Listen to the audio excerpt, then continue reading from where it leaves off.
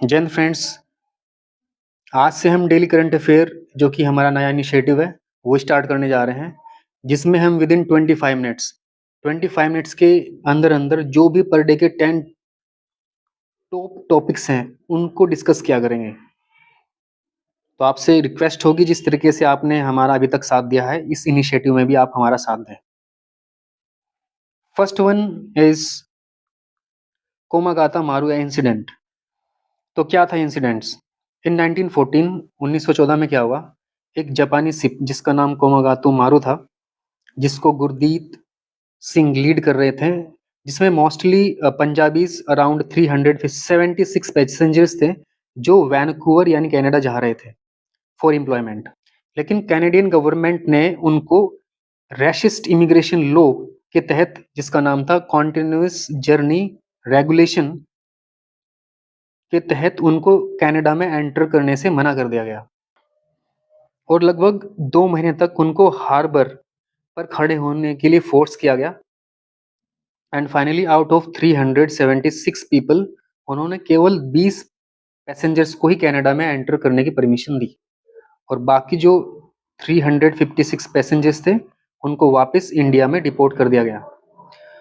और जैसे ये पैसेंजर्स इंडिया में पहुंचे, कलकत्ता में एक जगह है जिसका नाम बजबज है, जैसे वो बजबज में पहुंचे, वहां पे ब्रिटिश अथॉरिटीज ने उनको अरेस्ट करने का आदेश जारी कर दिया गया कि इन सबको अरेस्ट कर लो,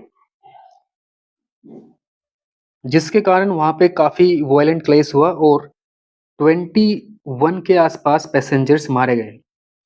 अब कहीं ना कहीं जो कंक्लूजन निकल के आया इस इंसिडेंट से, वो ये निकल के आया कि जो ब्रिटिशर्स हैं वो रेसिस्ट हैं, वो भेदभाव करते हैं इंडियंस के साथ। तो ये इंसिडेंट था कोमागातो मारू इंसिडेंट इन 1914। इस पे क्वेश्चन आ सकता है। Second, carbon border adjustment mechanism. ये मैकेनिज्म यूरोपियन यूनियन ने कार्बन इमिशन को रोकने के लिए इंट्रोड्यूस किया। इस मैकेनिज्म में क्या होता है, अंडर CBAM कोई भी यूरोपियन कंट्री किसी दूसरी कंट्री से कुछ भी इंपोर्ट कर रही है तो उस पे एक barrier in the form of tax लगाती है under the carbon border adjustment mechanism, जिससे कि जो कार्बन का एमिशन है उसको रोका जा सके। इस पे जो क्वेश्चन आपका बन सकता है वो ये बन सकता है, CBAM is introduced by which organisation? ये आपको अटेम्प्ट करना है। World Press Freedom Index 2026। इस इंडेक्स को annually Reporters Without Borders publish करता है फॉर 180 कंट्रीज। इंडिया की इस बार रैंक 157 है आउट ऑफ 180 कंट्रीज, जो कि वेरी सीरियस कैटेगरी में आती है। लास्ट वन यानी 2025 में ये 151 थी, जो कि बढ़ गई है अभी। इस पे 2 क्वेश्चंस बन सकते हैं आपके। First is World Press Freedom Index is published by which organisation, और सेकंड वन इज इंडिया की rank out of 180। Operation Netra 1.0। हाल ही में हमारी इंडियन एयरफोर्स ने स्पेस की सिक्योरिटी के लिए, सर्विलांस के लिए इस ऑपरेशन को लॉन्च किया है।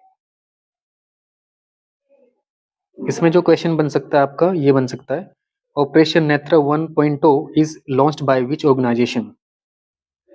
Operation white knight. हाल ही में इंडियन आर्मी ने जम्मू कश्मीर में इंसर्जेंसी से निपटने के लिए, काउंटर करने के लिए इस ऑपरेशन को लॉन्च किया है, that's called operation white knight. ये क्वेश्चन आपका बन सकता है इस पे, operation white knight is conducted by which organisation? ये आपको अटेम्प्ट करना है। Article 21, that is right to life and personal liberty. हाल ही में सुप्रीम कोर्ट ने अपनी एक जजमेंट में बोला है कि सभी पर्सन के पास राइट टू सेफ्टी है।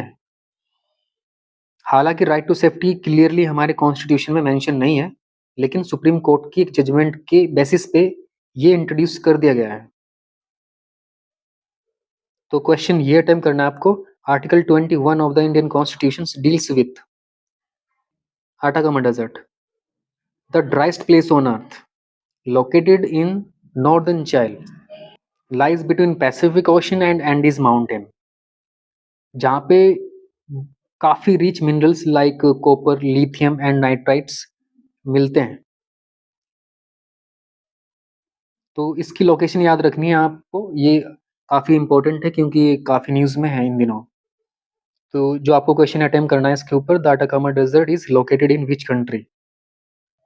ऑटिज्म स्पेक्ट्रम डिसऑर्डर ASD, हाल ही में एम्स के एक रिपोर्ट में ये माना गया है कि जो बच्चे बिलो 3 इयर्स जिनका स्क्रीन टाइमिंग बहुत ज़्यादा है, मीन्स काफ़ी लंबे तक मोबाइल, लैपटॉप, कंप्यूटर्स और अदर इलेक्ट्रॉनिक डिवाइस को देखते रहते हैं, तो उनके अंदर ऑटिज्म जैसा जो डिसऑर्डर है वो देखने के लिए ज़्यादा मिल रहा है। हालाँकि अभी तक ये माना जा रहा था कि जो लंबे टाइम तक बच्चे मोबाइल देखते रहते हैं, तो उनकी उसकी वजह से ऐसा कुछ नहीं होता। लेकिन एम्स की इस रिपोर्ट ने ये साबित किया है कहीं न कहीं कि ऑटिज़्म होने का कारण बच्चों का लंबे टाइम तक मोबाइल को देखना हो सकता है। तो अभी इस पे रिसर्च जारी है, देखते हैं क्या रिजल्ट्स निकल के आएँगे। तो ये क्वेश्चन आपको अटेम्प्ट करना है, autism is also known as. तो my friends, this is our first class of current affair. मैं कोशिश करूँगा कि इस इनिशिएटिव को और भी ज़्यादा बेहतर बनाऊँ, जिससे कि आपको कम टाइम में ज़्यादा information related to daily current affair, daily issues आपको प्रोवाइड की जा सके और फाइनली आप अपनी लाइफ़ का जो गोल है उसको अचीव कर सकें। Thank you so much.